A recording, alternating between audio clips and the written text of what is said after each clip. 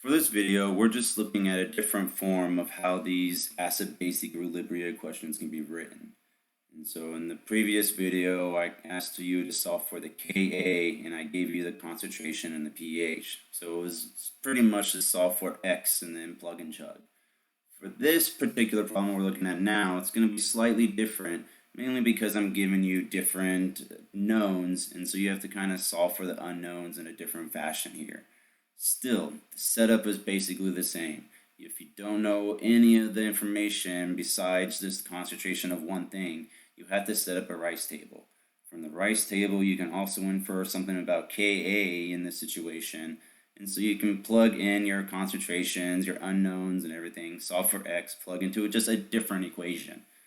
And so, if we are going to be determining the pH of a solution of a 0.45 molarity HA with the Ka is equal to 3.00 times 10 to the negative 9. So here we know a concentration, we know the Ka, and we're going to be solving for the pH. And so very similar to the last problem we did on the last video, we're going to set up our rice table with the equation of our acid being added to water to produce our H3O plus and our A minus. In this case, we're still looking at the same generalized setup for all acids, or all weak acids. And so your HA is going to be your acid, your A minus is going to be the conjugate base of that acid, and your H3O plus is just going to be the concentration of your hydronium ions, or H plus if you want to be very high school about it. And so when we kind of go through and look at this as the same kind of deal from before, if we know something about Ka, then let's use the equation for Ka. And so our Ka is still going to be the concentration of our H3O plus times the concentration of our A minus over the concentration of your HA. As before, your H2O is involved in the reaction, but remember, it is pretty much a pure substance at this point. The concentration won't change. It's a pure liquid, so therefore it can be dropped out of the equilibrium constant equation. So let's begin with what we know. We know the initial concentration of our HA is 0.45 because it's given to us in the problem. We also know the initial concentration of our H3O plus and our A minus is going to be 0 because initially none of that stuff exists. So we could plug in our initial concentration of HA is 0.45. The initial concentration of our H3O plus and our A minus are both going to be 0. And so the change here is still going to be very similar to the change as you're going to see repeatedly here, is because we're looking at a 1-to-1-to-1 relationship in between our HA, or H3O plus, and our A minus.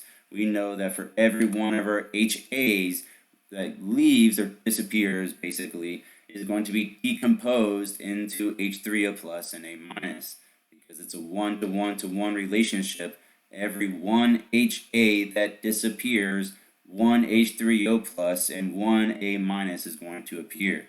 So at equilibrium, we're going to be looking at the HA is going to be 0.45, the initial concentration, minus however much it changes. We know our H3O plus and our A minus is just going to be equal to the amount of this change in concentration. And so we know a little bit of something here. We don't know as much as we did in the previous problem because I don't give you the pH. You can't directly solve for H3O plus. But we have kind of a working step here. And so using what we know in the given problem, the Ka is 3.0 times 10 to the negative 9. And again, it's not the best we could hope for, but we do have some relationship between our H3O plus, our A minus, and our HA. So using the equation for Ka, we can rewrite it as saying our Ka is equal to, again, this x squared just comes from the fact that we are looking at our H3O plus and our A minus are both going to be equal to x. And so x times x will give you x squared. We know our HA is going to be equal to our 0.45 minus x, and so this whole entire portion is going to be plugged into the bottom here. And so unfortunately, this is not an easy problem just to solve by plugging into your calculator. Because we're looking at x squared as well as x, we have to use that fancy quadratic equation. And so rewriting this in a numerical or a straight line, or sorry, not even a straight line, exponential line equation, I have x squared plus 3.0 times 10 to the negative 9x minus 1.35 times 10 to the negative 9. So this 3.0 times 10 to the negative 9x comes from this x times your 3.0 times 10 to the negative 6 when we are going to and this 1.35 is coming from the fact that we have 0.45 times that value as well. And so this is just arithmetic. Please be comfortable with doing this if you need to. But I'm about to show you something after I finish this problem that will help you out a little bit. And so solving for x, I end up with, again, a positive and negative value. Don't use the negative one. Go with the positive value. So here I end up with x equals 3.67 times 10 to the negative 5. And as we've kind of established inside of our rice table, that x is going to be equal to our hydronium concentration. And so 3.67 times 10 to the negative 5 is equal to the concentration of our hydronium ions at equilibrium. So now that we know something about our hydronium ions, using the famous equation of pH equals the negative log of your hydronium concentration, plug that value in, and you have pH equals the negative log of 3.67 times 10 to the negative 5, which equals 4.4. And so, as I mentioned, the quadratic equation is usually not the easiest equation to deal with.